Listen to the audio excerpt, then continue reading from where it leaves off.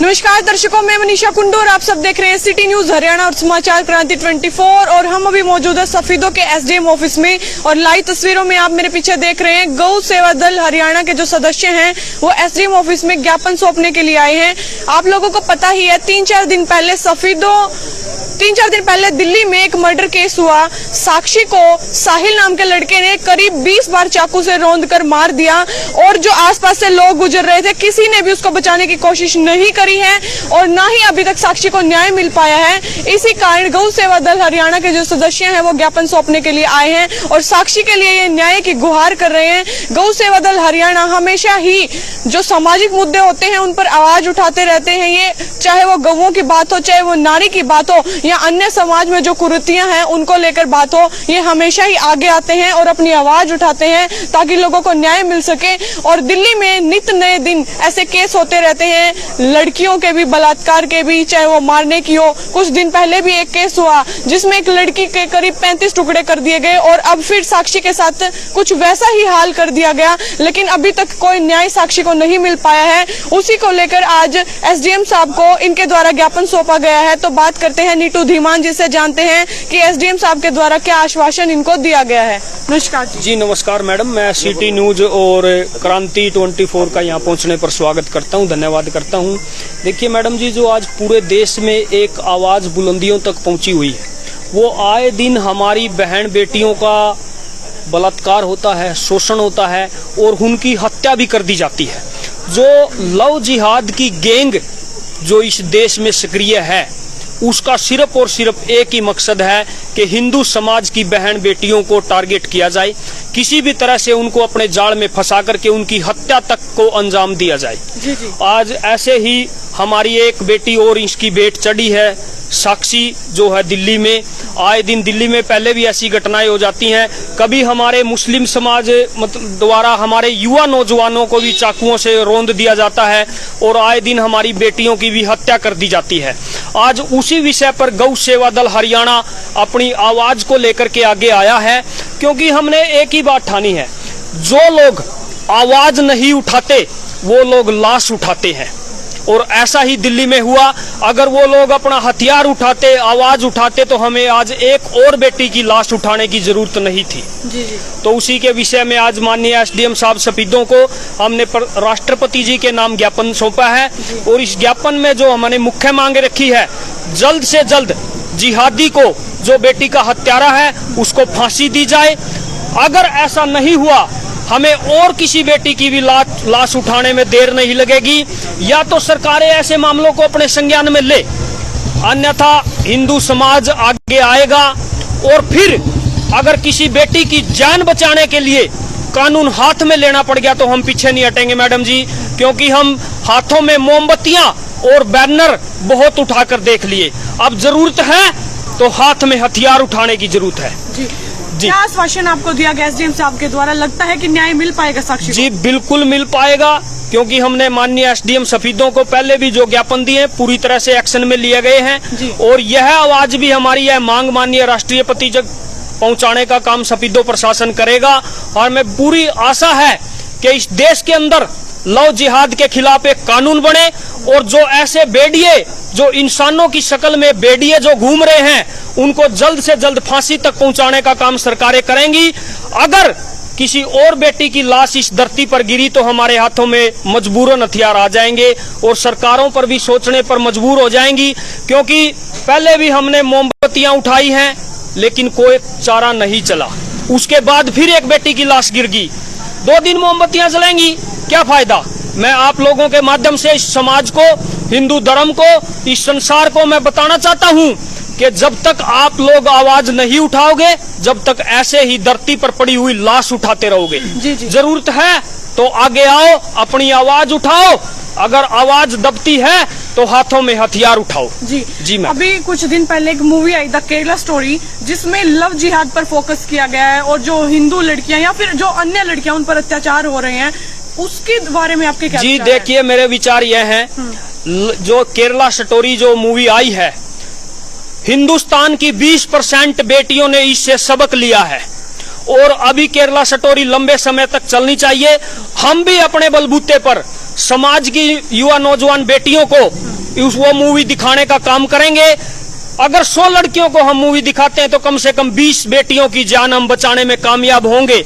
और ऐसे हिंदू संगठन हुए हैं बड़े बड़े सिनेमा घरों में, दिल्ली में, जैसे संगठनों के द्वारा बेटियों को शिक्षित किया गया, इस मूवी के बारे में बताया गया है, उनको मूवी दिखाई गई है और 20% केस ऐसे आए हैं जिन बेटियों ने मूवी से सबक लिया है और उन जो बेटियों के चंगुल से बचने में वो बेटियां कामयाब हुई है। जी मैडम। और हमारे साथ यहाँ पर मौजूद हैं अखिल विद्यार्थी परिषद से अजीत पात्री जी। नमस्कार। नमस्कार जी।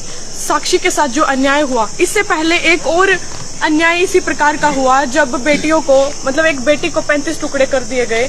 आप छात्र संघ के नेता और हमेशा ही आवाज उठाते रहते हैं लड़कियों के लिए भी और छात्रों के लिए भी, क्या कहना चाहेंगे? जी, पहले तो मैं जो अपनी बहन थी साक्षी, उनको भावपूर्ण श्रद्धांजलि अर्पित करता हूँ, क्योंकि ये कोई नया मामला नहीं। इस तरीके के मामले दिल्ली में तो काफ़ी घट दे रहे हैं। पीछे भी लड़के को टुकड़े कर दिए गए, कई बार घसीट कर ले जाए।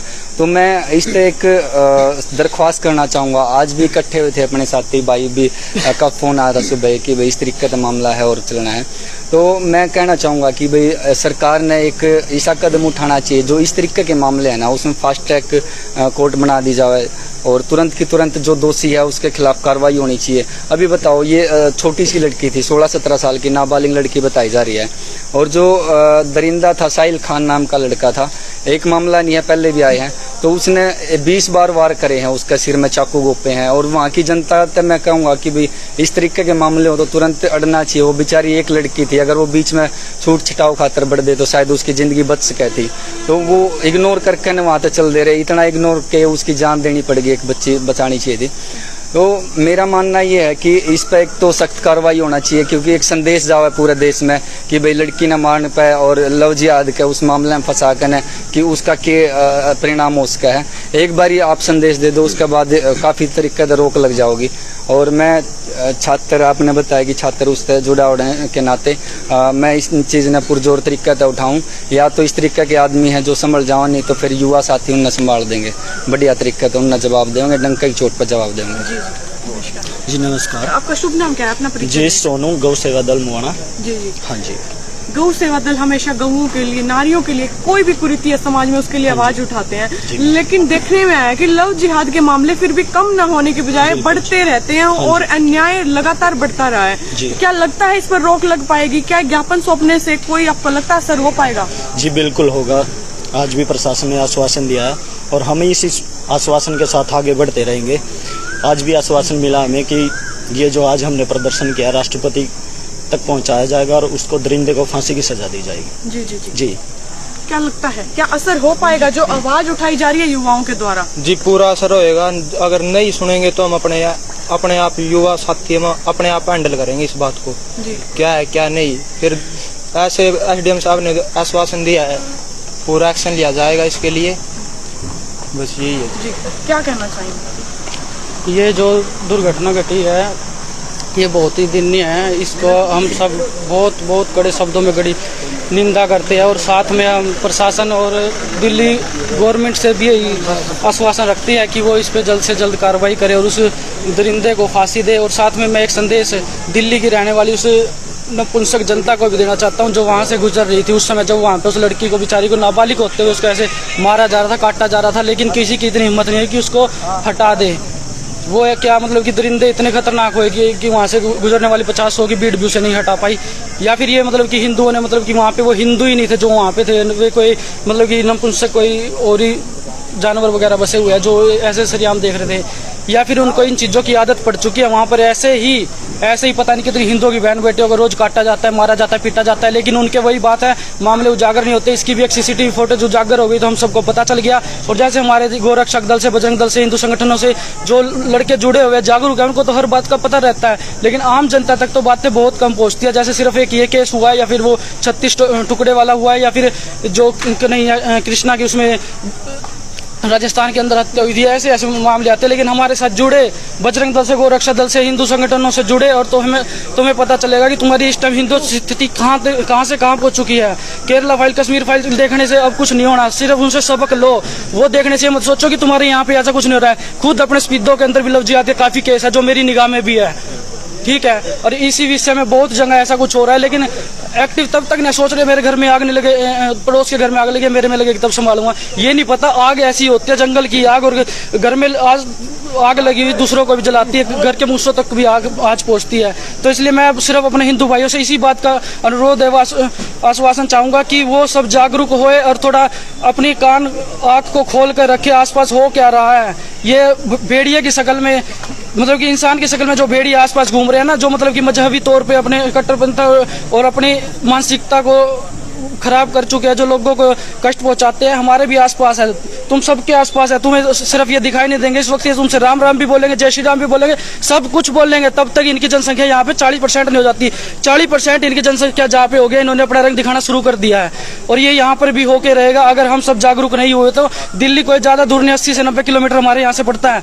और उसके बाद कैराना भी है, कैराना में भी अभी भी एक केस हुआ है लव जिहाद का, जहाँ पे बजरंग दल ने एक्शन लिया है, और पानीपत में भी हुआ था, और सफीदों में भी जल्द ही मुझे, अगर लोग जागरूक नहीं हुए तो ऐसा होने को अगर हम देखेंगे तो इसमें कोई। तो बजरंग दल और हिंदू परिषद क्या जो बड़ा कदम है उठाने वाला है, जो धर्म परिवर्तन हो रहा है, उस पर किस प्रकार रोक लगा पाएंगे? रोक तो पहले तो यही है, सरकार की तरफ से कुछ किया जाए, सरकार पे आश्वासन है, लेकिन सरकार नहीं कर पा रही। हम ज्ञापन वगैरह सौंप देते हैं, तो इसीलिए सभी हिंदू संगठन साथ में इकट्ठे होकर इस पे कार्य कर भी रहे हैं। कुछ सरकार के साथ मिलकर कर रहे हैं, कुछ सरकार से अलग करके, लेकिन इस सब चीजों पे कार्य किए जा रहे हैं। जी, आपने कहा कि कुछ आंकड़े ऐसे हैं जो आम जनता तक नहीं पहुंच पाते हैं, तो आपके पास ऐसे कोई आंकड़े हैं सफेदों के भी, या फिर ऐसे बाहर के आंकड़े आपकी नजर में? ये आंकड़े मैं सार्वजनिक तो नहीं कर सकता, लेकिन जल्द ही आप सभी के सामने जरूर रख देंगे हम, जल्द ही। जी जी, अभी हमारे साथ मौजूद है गौ सेवा दल हरियाणा से और हिंदू परिषद, जितनी भी संस्थाएं हैं जो हमारे धर्म को, हमारे देश को बचाने के लिए लगी हुई हैं, वो हमेशा आगे आती हैं। और अब तो अन्याय इतना बढ़ गया है कि आप लोग सेफ ही नहीं है, लड़कियां नहीं बल्कि लड़के भी, क्योंकि धर्म परिवर्तन के नाम पर जो अन्याय किए जा रहे हैं वो लगातार बढ़ते जा रहे हैं। और मैं सब लड़कियों को भी दरख्वास्त करना चाहूंगी कि आप अपने घर से निकलें तो अपनी सेफ्टी के लिए आप अपने बैग में ऐसी चीजें रखें जिससे आप अपना बचाव कर सकें। और दूसरी बात, मैं सब माता पिताओं से भी निवेदन करना चाहूंगी, आप केरला स्टोरी जरूर देखें और उसके अंदर जो भी दिखाया गया वो अपने बच्चों को भी जरूर दिखाएं, और अपने बच्चों को संस्कार देने के साथ साथ जो हमारा धर्म है उसके प्रति भी आप वैल्यूज उनको जरूर सिखाएं। अगर हम अपने धर्म के प्रति अपने बच्चों को बचपन से ही वैल्यूज सिखाएंगे तो शायद वो नहीं भटकेंगे। तो हमें इस पर ध्यान देने की सख्त से सख्त जरूरत है। और सब लड़कियों को भी, जब एक एज आती है, उस एज में जैसे कि 9th से लेकर 12th की एज जो है उसमें अक्सर बच्चे भटक जाते हैं, अगर उस समय उनकी काउंसलिंग की जाए तो उनको बचाया जा सकता है। तो स्कूलों के तौर पर भी, कॉलेजेस में भी इस प्रकार की काउंसलिंग हमेशा ही होती रहनी चाहिए, और सरकार को भी इस तरफ ध्यान देने की सख्त से सख्त जरूरत है। वरना जो संस्थाएं अभी आगे आ रही हैं, जो सिर्फ ज्ञापन सौंप रहे हैं और सड़क पर प्रदर्शन कर रहे हैं, जिस दिन ये प्रदर्शन बहुत बड़ा हो गया उस दिन देश में महायुद्ध भी हो सकता है और धर्म युद्ध भी हो सकता है। इस पर रोक लगाने के लिए हमें अभी से जागरूक हो जाना चाहिए। इस खबर को ज्यादा से ज्यादा शेयर करें ताकि हमारे देश की जो जनता है वो जागरूक हो सके, जाग सके, हमारे जो बच्चे हैं, हमारी जो लड़कियां हैं उनको बचाया जा सके। देखते रहे सिटी न्यूज हरियाणा और समाचार क्रांति 24। जल्द मिलेंगे एक नई अपडेट लेकर, तब तक धन्यवाद। जय हिंद, जय भारत।